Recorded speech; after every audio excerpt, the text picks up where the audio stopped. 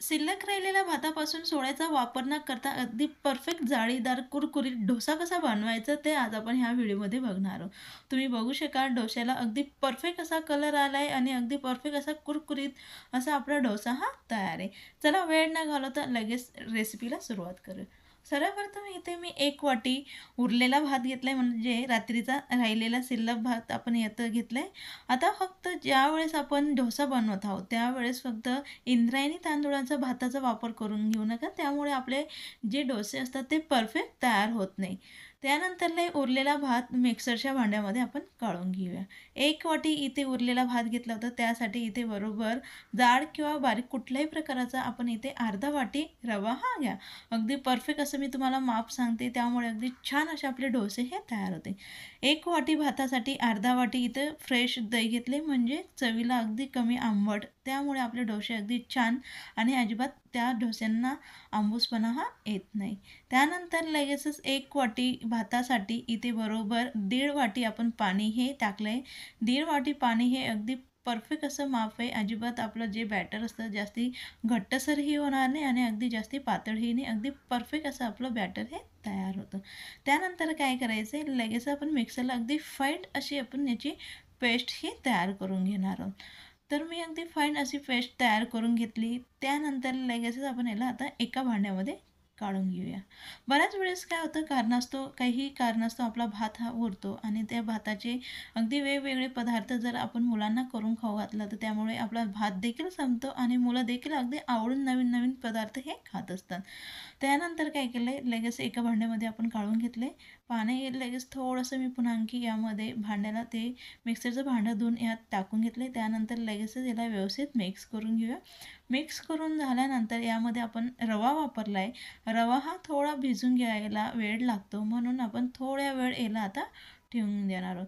जी काय आपली बॅटरची कन्सिस्टन्सी आहे ती अगदी परफेक्ट अशी राहू द्यायची, त्यामुळे अगदी छान असा आपला डोसा हा तयार होतो.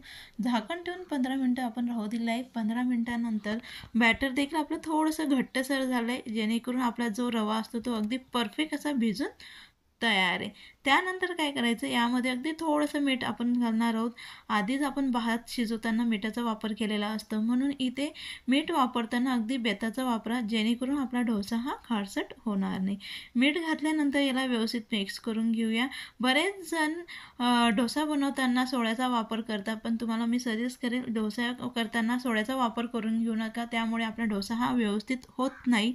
बिना सोड्याचा बनवा, अगदी छान असा आपला डोसा हा तयार होतो. तर आज आपण 2 प्रकारचे डोसे हे करून बघणार आहोत. सर्वात प्रथम जाड डोसा म्हणजे रेग्युलर आपला नॉर्मल डोसा बनवणार आहोत. तर आपला डोसा पॅन आपण गरम करून घेतला आहे. थोडंसं पाणी सपकून त्याला पुसून घेतलं, त्यामुळे तव्याचं टेम्परेचर हे कमी होतं आणि आपल्याला डोसा हा व्यवस्थित पसरवता येतो. तर अगदी थोडं थोडं बॅटर घालत अशा पद्धतीने आता आपण हा डोसा तयार करून घेणार. नेहमीचा साधा डोसा म्हणजे रेग्युलर आपण जो साधा बनवत असतो, अजिबात कुरकुरीत न होता मऊसूत असा आपण डोसा हा बनवून घेतो. यानंतर काय करायचं, आपण यावरती जर आपल्याला बटर आवडत असेल बटर किंवा तेल हे टाकून घ्यायचं, त्यामुळे जो डोसा असतो अगदी छान सॉफ्ट तो तयार होतो.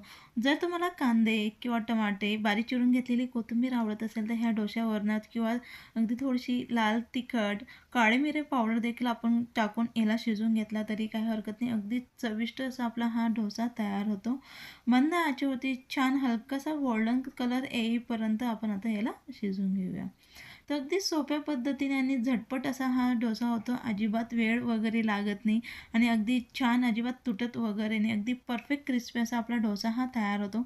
लगेचच आपण दुसरी साईड देखील याला भाजून घेणार आहोत. यामुळे काय होतं, थोडासा कच्चापणा असतो ह्या डोस्यामुळे, तर त्यामुळे दोघीही साईडने अशा पद्धतीने जाड डोसा बनवत असाल तर म्हणजे साधा डोसा बनवत असाल तर तांदळाचा म्हणजे भाताचा, तर त्यावेळेस नक्की तुम्ही दोघी साईडने त्याला भाजून घ्या. त्यामुळे आपला डोसा अगदी परफेक्ट असा तो तयार होतो.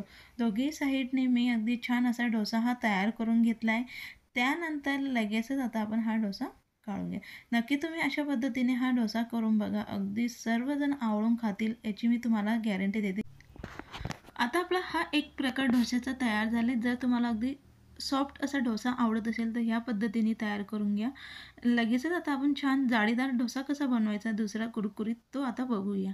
तर काय केलंय मी बॅटरमध्ये अगदी 1 ते दीड कप पाणी हे टाकून घेतले. थोडं आपलं जे बॅटर असतं नेहमीपेक्षा अगदी पातळ असं आपल्याला करून घ्यायचं आहे आणि लगेच अशा पद्धतीने आपण डोसा पॅनवरती हे बॅटर हे टाकून घ्यायचं. अगदी थोडं-थोडं असं बॅटर हे आपण तव्यावरती पसरत जायचं. अगदी लगेच त्याची जाळीही पळायला सुरुवात होते. त्यानंतर यावरती आपण छान असं बटर हे टाकून घेऊया. जर तुम्हाला बटर आवडत नसेल तर तेल देखील आपण घातलं तरी काही हरकत नाही. मंद आचेवरती छान कुरकुरीत होईपर्यंत आता डोसा हा तयार करून घ्यायचा. तर बघा तुम्ही आता छान असा कलर यायला सुरुवात झाली. थोड्या वेळानंतर अगदी परफेक्ट असा आपला कुरकुरीत असा हा डोसा तयार झाला आहे.